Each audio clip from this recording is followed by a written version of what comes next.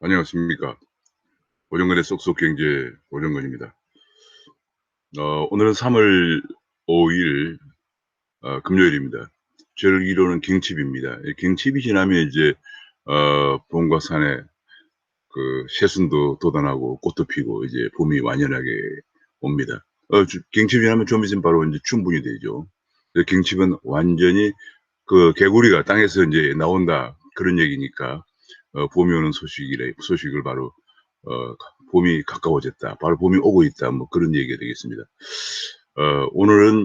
오늘도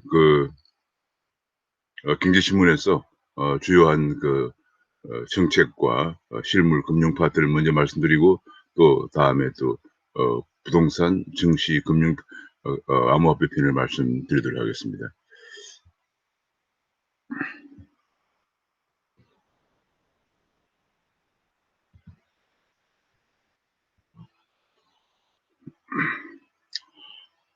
오정근의 쏙쏙 경제, 귀에 쏙쏙 들어가도록 경제 기사를 쉽게 해설해드리는 명품 시사해설 정책, 실물, 금융, 세경제 편을 시작하겠습니다.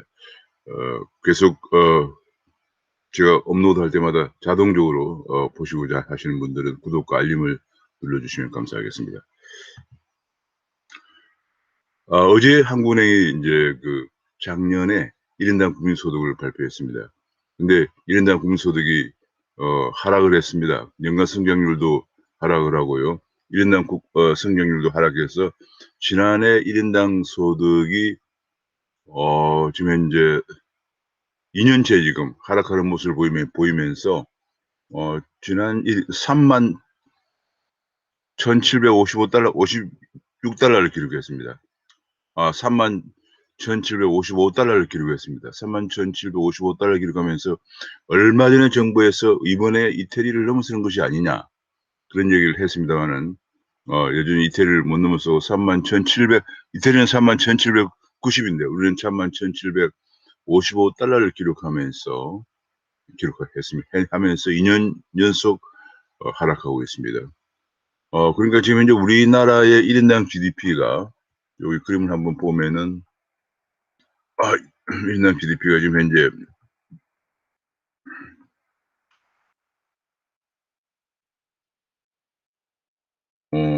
예, 예.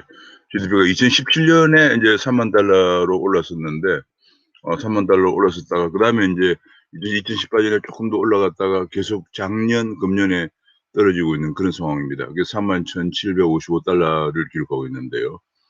지금 이것이 이제 그래서 이제 2년 연속 하락한다는 게 굉장히 중요하고요. 그렇게 되면서 4만 달러의 꿈이 멀어지는 것이 아닌가 그런 전망이 나오고 있습니다.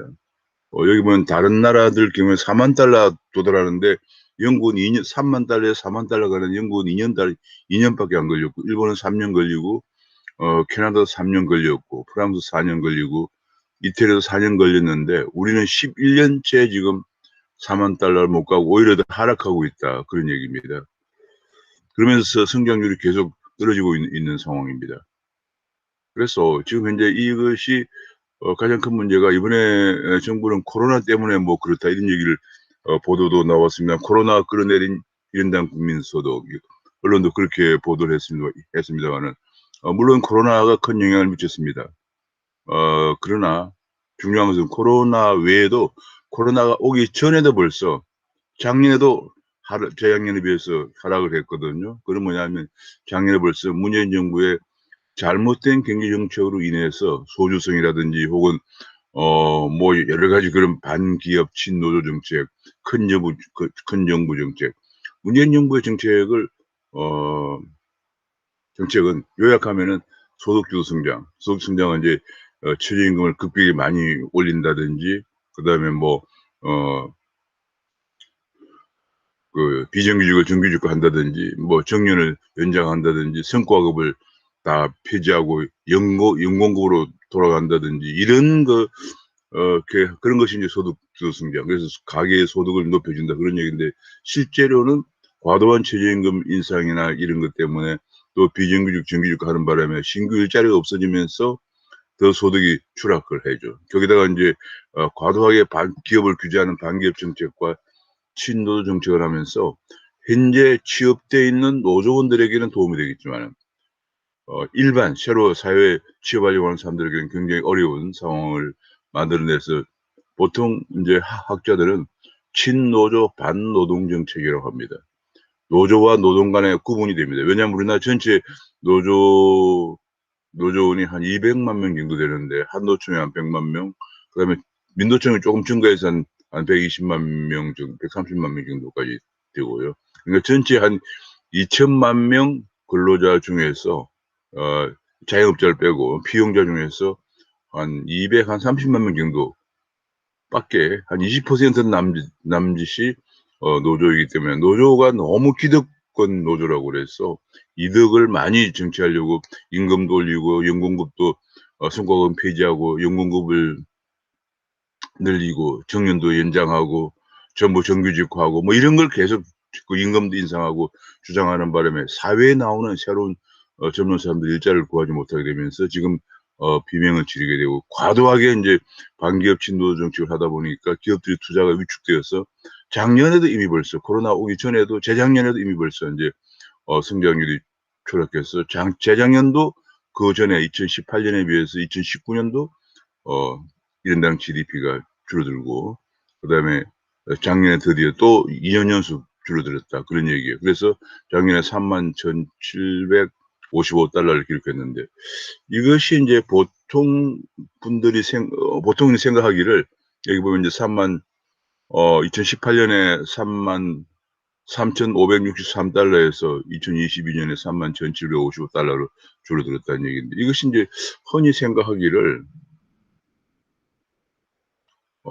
여기 보면 인제 2018년에 33,564 달러고 2017년에 처음으로 31,733 달러로 3만 달러로 올라갔 3만 달러 선에 올랐었다가 2018년에 증가했다가 노무현의 경쟁력이 본격화되면서 2019년에 32,115 달러로 떨어졌다가 작년에 드디어 31,755 달러로 떨어졌습니다.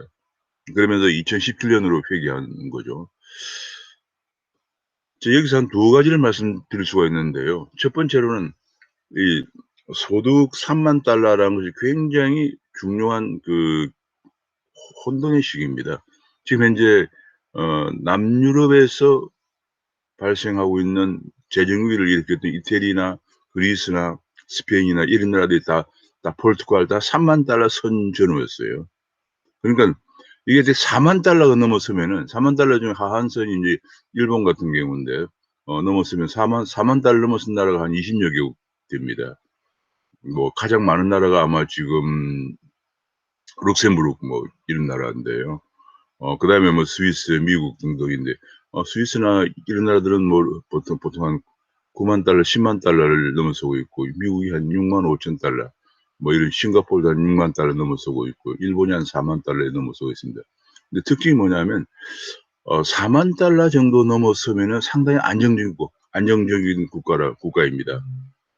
4만 달러 넘어서면은 뭐 쉽게 생각하면 이렇습니다. 사람들 간에 그렇게 질투하고 서로 네 것 내 것 따지고 끌어내리고 그런 분위기가 많이 줄어듭니다. 예를 들면 뭐 미국 같으면 한 6만 5천 달러 정도 되는데, 미국 같으면 뭐 더 돈이 많은 사람들은 그냥 그 카리브해 연안에 요트 타고 놀러 갈 때 나는 뭐 돈이 좀 적으니까 캠핑카 타고 로키 산맥에 놀러 간다, 뭐 이런 정도예요.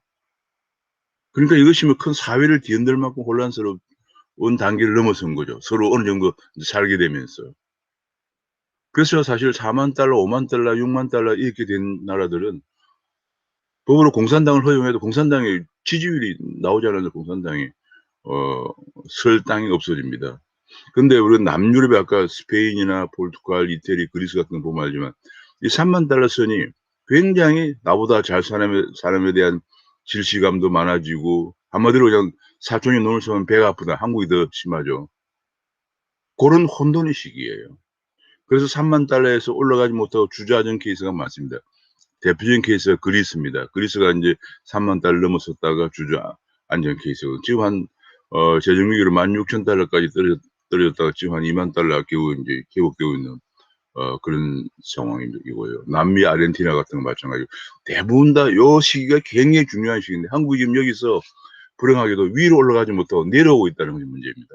이러면서 성장률이 떨어지고 있다 하는 것이 굉장히 큰 문제인데요. 그래서 제가 인제 우리나라가 한 $40,000 정도를 한 몇 년 이내에 달성하려면 최소한 3% 이상 성장을 3% 내지 4% 성장을 계속 유지해야 되겠다 생각을 지금 어 여러 가지 분석해서 제시하기도 했는데요. 그러기 위해서는 좀 더 기업 투자를 활성화하고 그런 정책을 하면 우리가 한 몇 년 정도 대한민국이 몇 년 이내에 $40,000 올라서면서 안정적인 국가에 들어갈 수가 있다. 이런 생각을 했습니다. 저희가 경제학자로서의 꿈이 무엇이냐 물어보면 저는 우리의 사랑하는 아이들 세대, 저희 세대는 굉장히 가난한 데 출발했죠. 그야말로 초급 목표에 출발해 가지고 지금 이 정도 $30,000까지 올라왔습니다. 그 과정에서 뭐 엄청난 고생을 많이 했죠. 우리 세대는 정말 고생과 더불어서 자라온 세대라고 해도 과언이 아닙니다. 저희와 저희 바로 앞선 세대들. 뭐 베트남 전쟁에 참여를 해야 됐죠. 중동 열사의 사막에 가야 됐죠.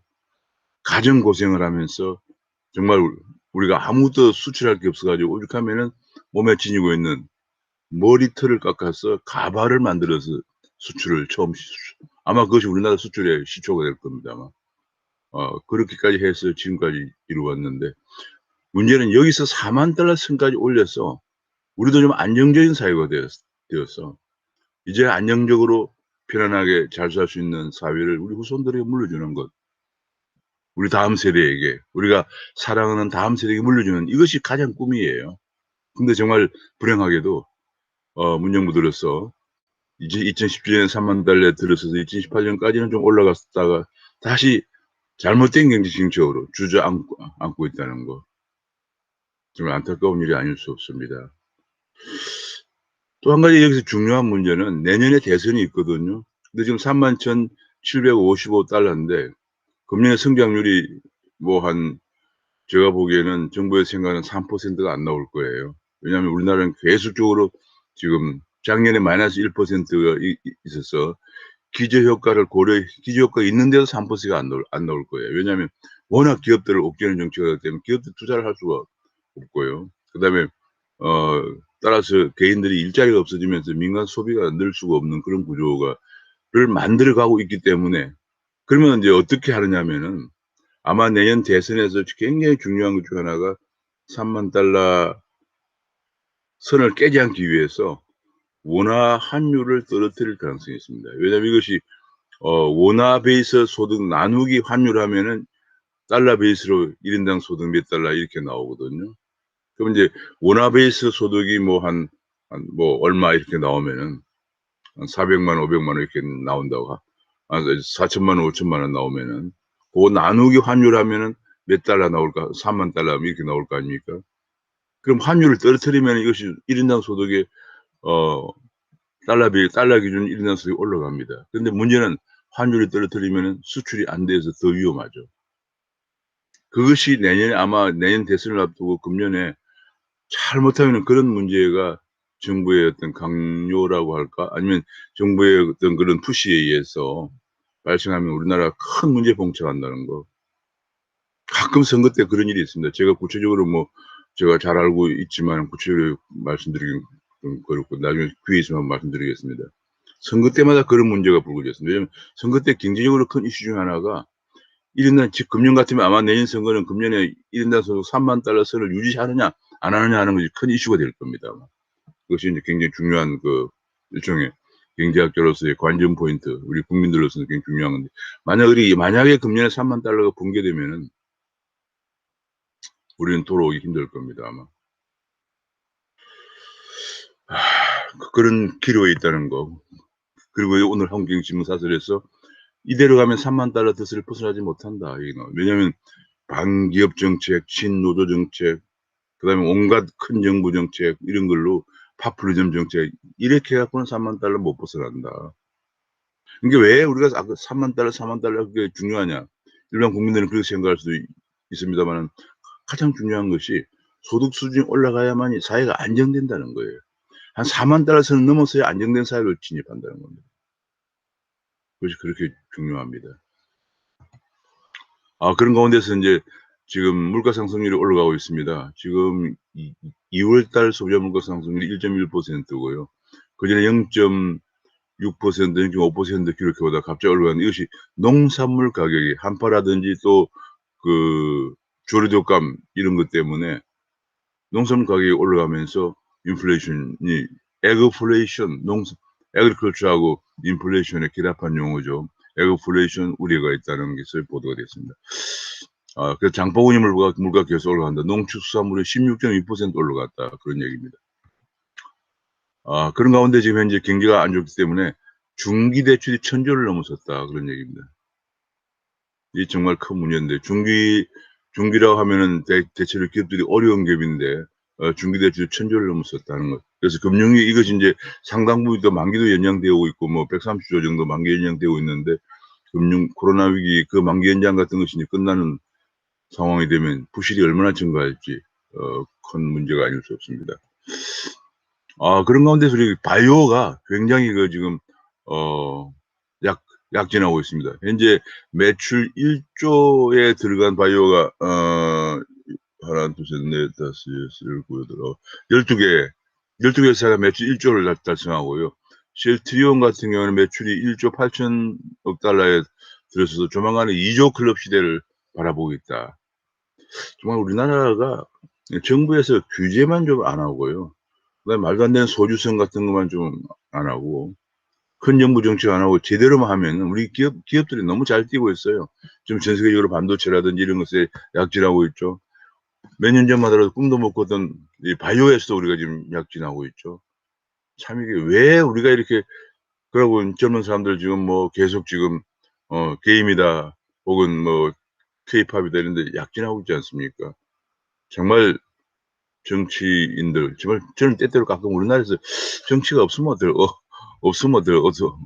될까 이런 생각도 많이 가끔 해 봅니다. 정말 정치권의 자질인, 제가 그 얘기 많이 속담이 생각납니다. 정치를 싫어하면은, 혐오하면은 나보다 더 나쁜 정치인들이 지배를 받게 된다, 뭐 그런 말도 있죠. 정말 우리 정치인들 문제.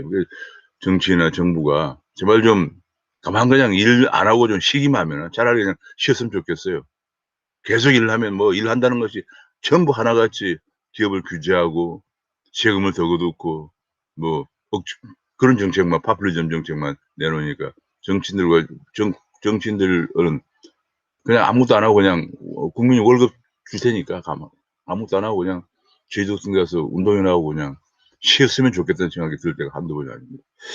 해악이 너무 크기 때문에 어제 제가 그 북콘서트에서 읽은 책 중에서 제임스 존 스튜어트 밀의 자유론을 읽었어요. 그 자유론의 첫 번째 나온 문제가 다수의 횡포, 다수의 전제가 얼마나 위험한가에 대해서 바로 1800년대 영국의 존 스튜어트 밀도 지적을 하고 있습니다. 다수의 횡포. 정말 우리나라 다수 횡포는 좀 말도 못합니다. 자, 그다음에 인제 우리는 또 한 가지 인제 나온 것이 지금 높아지는 인플레 압력, 플라스틱 수지 같은 게 가격이 25% 올라가고 생산 단가가 일제히 올라가고 있다. 그래서 공급 절벽이 일어나고 있다. 근데 요거 좀 약간 조선일보에서 제가 쪼끔 잘못 잡은 것 같은데, 세계 경제가 때 아닌 복병, 그걸 공급 절벽인데, 이미 벌써 코로나 왔을 때 많은 전문가들이 이 얘기를 했습니다. 코로나 때문에 국가 간의 물류 같은 게 잘 안 되어 가면서 지금 글로벌화 돼 가지고 원자재는 어디 생산하고 중간재는 어디 생산하고 다 임금이 싼 데 생산해서 가져와서 조립한다. 그런 지금 이제 구도였거든요. 근데 그 구도가 깨지면서 지금 문제가 되는 거죠. 왜냐하면 중국에서 생산한 그 중간재를 갖고 오지 못해서 지금 생산을 못하는 그런 일이 생겼거든요. 그래서 공급 절벽이 일어난다고 이미 벌써 작년부터 얘기를 해 왔는데, 뭐 때 아닌 복병이라고 하는 건 쪼끔 문제가 있는데, 미국도 제조업 지수가 지금 이렇게 아직까지도 완전히 회복이 안 되고 있다. 이게 왜냐하면 다른 나라에서 생산된 원자재나 중간재를 갖고 오지 못해서 그런 현상이 생기고 있습니다. 왜냐하면 코로나 때문에 서로 간에 이동이 안 되기 때문에 그렇습니다. 그래서 지금은 어 지금 많은 경우에 지금 맥킨지가 전망하기를 공급망이, 글로벌 공급망, 공급 사슬이라고 하죠. 재조 정도에서 5년간에 앞으로 5년 동안 세계 무역의 15%에서 25%가 수출국이 바뀔 것이다. 그런 얘기예요. 공급망 과정에서 공급 물자를 조달하지 못하는 나라는 생산을 못해 수출을 못한다는 얘기죠. 그래서 나오는 것 중에 하나가 지금 많은 나라들이 부품을 이제는 다른 나라에서 생산해 가지고 좀 임금이 좀 싸다고 해서 생산해서 가져오는 그거 이제 안 되겠다. 해외에 있던 공장을 국내로 들여라. 그게 리쇼어링이죠. 이런 바람이 지금 굉장히 거세고 있다는 얘기예요. 근데 우리나라는 지금 국내에서 정치 싸움하느라고 선거 앞두고 파퓰리즘 싸움하느라고 전혀 이런 문제에 관해서 아무런 정책을 뭐 제대로 추진하고 있지 않습니다. 말은 정책은 있지만은 아무 실효성이 없습니다. 그러니까 앞에서 우리가 맥킨지가 내놨던 보고서는 이러다가 우리가 앞으로 한 5년 이내에 우리가 수출 주도 국가에서 또 멀어지는 것이 아니냐. 우리나라는 아무 원자재가 없기 때문에 석유 한 방울도 안 납니다. 1 년에 석유 한 방울도 안 나지만 1 년에 석유만 1,000억 달러 가까이 수입하고 있습니다. 그럼 석유 같은 걸 수입해서 전기도 쓰고 공장도 돌리고 하려면은 우리가 뭔가를 수출해야 되는데 원자재가 하나도 없어요. 원자재를 사와 가지고 물건을 가공해서 수출해서 우리가 원유도 사 오고 필요한 물건도 사 오면서 우리나라가 지탱이 되고 있는데 우리가 제대로 이런 것을 수출을 하는 것이 줄어들면 우리 경제는 위축될 수밖에 없죠. 그러려면 이제 여기서 맥킨지 얘기가 말하고 지금 얘기하고 있는 것처럼 이제 글로벌 공급망을 이용해서 중국이나 베트남이나 인도나 우리보다 임금이 싼 지역에서 중간재나 이런 걸 생산해서 가져와서 조립하는 그런 시대에서 가급적 쪼금 비싸도 국내에서 만들어서 해야 하는 리쇼어링을 해야 되는데 지금 국내에서 강성 노조는 더욱더 강해지고 있죠. 임금은 더욱더 급하게 오르고 있죠. 기업들이 오히려 해외로 탈출을 하고 있어요. 이게 굉장히 위험하다. 지금 현재 그런 생산 공급망이 재편되고 있는 주로 자국으로 돌아가고 있는 특히 미국이 지금 그걸 굉장히 강조하고 있죠. 미국에서 미국 기업들 돌아오라고 각종 혜택을 주면서 일본도 마찬가지입니다. 하고 있는데 예를 들면 미국이나 일본 같은 데서는 중국에서 오는 기업들의 이전 비용을 100% 대준다든지 혹은 세금을 몇 년간 감면해 준다든지 그런 정책을 하고 있는데 우리는 오히려 지금 뭐 파퓰리즘 정치하느라고 세금을 더 올리자 뭐 이런 얘기를 하고 있으니까 지금 어이가 없는 상황이 벌어지고 있습니다. 그리고 여기만 리튬 소재가 지금 주목을 받고 있는데요. 물론 희토류는 벌써부터 인제 굉장히 중요한 소재라고 해서 반도체나 방산 물자에 들어가는 데서 중요한 건데 리튬 소재가 지금 인제 그 배터리에 굉장히 중요한 건데 배터리 업체 중요한데 이것이 중국이 세계 2 시장을 세계 시장 1 1을 중국이 장악하고 하고 있다 그런 얘기입니다. 이게 제가 좀 더 그림을 크게 확대했는데요. 리튬의 채굴은 13% 중국이 점유하고 있고 리튬 시장의 배터리 양극재 생산은 66%, 배터리 쉘 생산은 73%를 중국이 점유하고 있답니다. 이 리튬이 얼마나 앞으로 인제 전기차, 자율주행차 시대를 맞이해서 중요한 것인가. 전기차는 전부 다 전기 배터리로 움직이는 거죠. 하는 것을 보여주고 있는데 그것을 중국이 지금 세계 시장의 그 70%를 점유하고 있다 하는 얘기가 나왔습니다. 근데 여기서 굉장히 즐거운 희소식이 포스코에서 3,100억을 주고 2018년에 인수한 아르헨티나에 있는 리튬 강산이 지금 잭팟을 터뜨렸다. 35조 원어치의 리튬이 콸콸 나오고 있다. 그런 얘기예요. 3,100억 원에 2018년에 샀는데 35조 원의 리튬이 나오고 있다. 굉장히 반가운 소식이죠. 지금 전기차 3억 7천만 대 배터리 물량이다. 그런 얘기입니다. 이것이 우리나라 같이 자원이 없는 나라에서 해외 자원 개발이 얼마나 중요한 걸 알 수가 있는 거죠. 이 포스코가 민간 기업으로서 이런 대단한 업적을 지금 이뤄낸 거죠. 그런데 문재인 정부 들어서 또 한 가지 문제가 그전에 이명박 정부는 이 부분을 굉장히 중요하게 생각해서 해외 자원들을 많이 당장은 손해를 보더라도 해외 자원을 사들여서 개발하고 있었는데 많은 해외 자원 개발하고 있던 해외 자원 광구를 전부 다 팔아 버렸습니다. 적폐청산이라고 그래 가지고 정말 어이가 없는 일이 많이 벌어졌어요. 지금 다시 원자재 가격이 계속 인제 경기가 좀 회복되면 올라가고 있는데 우리는 그걸 다 팔았습니다.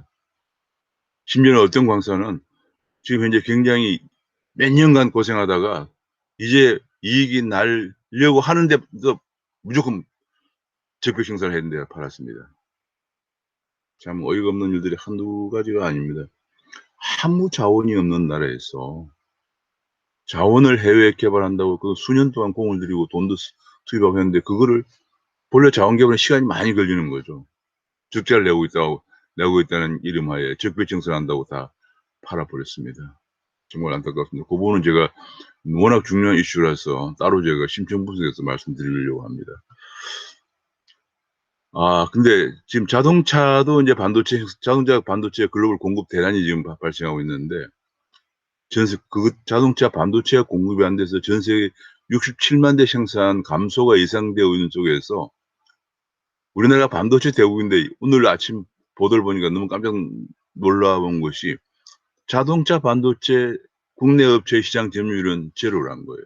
그러니까 우리 국내 반도체가 지금 현재 생산하지만 계속 D램이라든지 낸드 플래시 같은 그런 데 비중이 크고 지금 시스템 반도체는 지금 막 시작을 하고 있고 하다 보니까 이렇게 자동차 반도체의 시장 점유율이 제로다 하는 얘기가 나오면서 이 문제를 인제 해결하기 위해서 자동차 업계가 자동차 반도체 수요 업계죠. 그다음에 반도체 업계, 자동차 반도체 공급 업계가 모여서 협의체를 구성해서 앞으로 이 문제를 어 개선해 보겠다는 그런 움직임이 있다고 합니다. 반가운 움직임이 아닐 수가 없습니다. 또 한 가지는 신생 에너지는 좀 표현이 재밌는데 "미친 듯이 과대평가되었다." 이번에 텍사스 전경 사태로 정신이 퍼뜩 든다 그런 얘기입니다. 이번 텍사스 때문에 지금도 아마 텍사스 오스틴 우리 반도체 공장이 가동이 안 되고 있으면 엄청난 지금 피해를 입고 있는데요. 그것이 지금 인제 텍사스가 미국 중에서도 굉장히 그 신재생 에너지 비중을 높이면서 이런 일이 발생을 했다고 합니다. 지금 여기 보면은 텍사스 발전 방식의 의존도와 실제 전기 생산량 그랬는데 텍사스의 천연가스 발전 비중이 66%인데 실제는 발전 용량 대비 실제 생산량은 38% 밖에 안 나온다 그런 얘기고요. 풍력은 풍력도 10%인데 지금 거기는 바람이 많이 불어서 풍력은 12% 이것도 실제 발전 용량 대비 생산량이 12%다 그런 얘기입니다. 이게 앞에 인제 회색으로 되어 있는 것은 텍사스의 발전 방식 중에서 풍력 발전이 10%나 되는데 그 10%의 실제 발전 생산량은 12% 밖에 안 된다 그 얘기입니다. 얼마 전 우리가 신안 앞바다의 해상 풍력 얘기하면서 이런 얘기가 나왔습니다. 해상 풍력은 발전 용량, 설비 용량에 비해서 실제로 실효적인 발전 비율은 10%에서 20% 밖에 안 된다는 게 많이 나왔습니다. 그러니까 10년 동안 48조라는 어마어마한 돈을 투입하고요. 또 투입하고 또 더욱더 제가 도무지 이해가 안 가는 것은 국가에서 엄청난 48조라는 돈을 투입하는데 매년 그 지역에 사는 사람들이 에너지 연금이라는 거를 한 사람당 600만 원씩 받게 된다고 그래요. 참 근데 정말 그런 부분도 또 이해가 안 가는 약간 정말 부분이지만은 그렇게 48조 원들의 건설을 했는데 실제 발전요 설비에 대해서 발전량은 여기 나와 있는 것처럼 텍사스 같은 경우 바람이 잘 부는데도 12% 밖에 안 된다는 얘기입니다. 반면에 텍사스 같은 경우 원자력은 전체 발전 의존 비율이 6%인데 원자력은 설비에 대해서 실제 발전 그 시 용량에 비해서 76%의 발전 효율을 기록하고 있다 그 얘기입니다. 근데 텍사스가 왜 문제가 생겼느냐 76%의 발전 효율을 기록하고 있는 원전의 비중은 6%로 낮추고 천연가스의 비중은 38%의 발전 효율을 내지 않고 있는 천연가스 비중을 66%로 늘리고 풍력도 12% 밖에 발전 효율을 내지 않는 풍력의 비율을 10%로 늘리고 이렇게 에너지를 구조를 바꿨는데 그 결과 지금 현재 텍사스가 지금 이번에 이상 한파가 오면서 전기 공급량이 부족하고 전기 공급하면 온갖 게 다 문제가 되죠. 뭐 심지어는 무슨 물도 공급이 안 되고요. 에너지는 물론 공급한대요. 그래서 지금 난리 났습니다, 텍사스에. 이걸 보면서 지금 현재 블랙아웃은 모면했는데 전체 6%를 차지하는 원전 덕분에 블랙아웃은 모면하고 있다. 그래서 신재생업체 대부분 적자를 내고 있고요. 이거 잘못하면 지금 신재생업체에 관련된 태양광이다 풍력이다 하는 것이 주가가 완전 버블인데 20년 전 닷컴 버블 같다 하는 얘기를 하면서 미래에 이렇게 투자를 집중하면은 텍사스 같은 일이 재현될 수 있다 하는 얘기를 합니다. 오늘은 요 부분에 관해서 또 한 가지 그래서 인제 다른 나라 보니까 미국과 영국은 재생에너지 늘려도 원전 확대하고 있다. 그런 얘기 요걸 쪼금 더 크게 한번 보겠습니다. 크게 보니까 미국은 보니까 어 지금 환경 문제 때문에 신재생에너지 비중을 늘 2050년까지 42% 늘린다는 전망을 갖고 있으면서도 원전 발전은 유지하고 있다. 차세대 원자로를 개발해서 원전은 안전한 원전을 비중을 늘리고 있다. 한국이 지금 그렇게 했는데 그것마저도 지금 폐쇄하고 있는 상황이고 일본도 2030년까지 재생에너지 비중을 22에서 24% 늘리는데도 원전 비중은 현재 6%에서 20에서 22%로 확대한다. 영국도 지금 영국도 3개 신규 원전을 건설 중에 있다.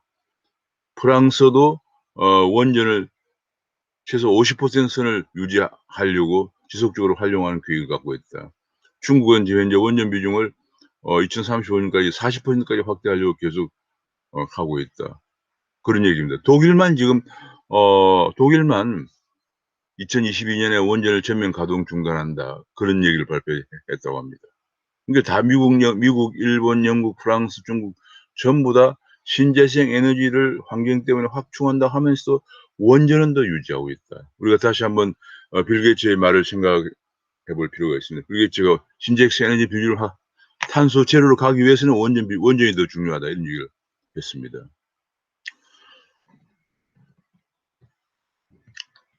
그다음에 인제 우리가 미국에서 동맹과 함께 중국을 포위하자 이런 정책을 계속 내놓고 있는데요.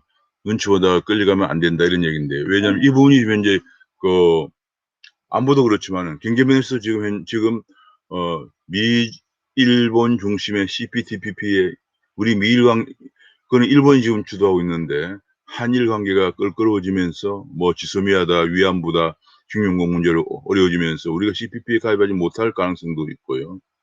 CPTPP에 있고 그다음에 지금 현재 또 한 가지가 최근에 미국이 반도체 동맹을 미국과 대만과 일본 중심으로 하려고 하는 움직임이 보이고 있다. 그런 얘기가 나오고 있습니다. 그래서 지금 현재 왜냐하면 안보 쪽에서 워낙 우리가 예컨대 뭐 쿼드에도 가입하지 않고 쿼드 플러스 그래서 본래 쿼드가 미국, 일본, 호주, 인도인데 한국을 들어오라고 그래도 우리 장관 회담에도 참여하지도 않고 있고요. 뭐 그러다 보니까 미국이 한국을 믿지 못하겠다 지금 그런 문제 때문에 경제 동맹에서도 지금 우리가 잘못하면 소외될 가능성이 있다. 그런 우려가 나오고 있습니다. 오늘은 이 실물 부분은 여기까지 마치도록 하겠습니다. 경제가 제발 좀 1인당 소득이 금년에 $30,000 밑으로 떨어지지 않는 것이 굉장히 중요하고요. 그 정도가 아니고 좀 1인당 소득을 한 $40,000까지 빠른 시일 내에 끌어올려서 좀 이제 안정된 선진국으로 우리가 후손들에게 물려주는 것이 이 시대의 사명이에요. 가장 중요하다. 경제가 더 추락해서 더 혼란스러운 나라가 안 되기 위해서는 좀 더 기업 투자를 활성화하는 환경을 개선하고 너무 강성 노조는 좀 친노조 정책을 노동계획을 하고 영국과 미국의 노동계획 때문에 이렇게 올라선 거거든요. 그렇게 하면서 우리가 $40,000, $50,000 대 선진국을 안정된 선진국을 후손들에게 물려주는 근데 좀 더 오늘 아침 뉴스를 어제 국민소득 발표를 계기로 해서 다시 한번 생각하게 되었습니다. 감사합니다.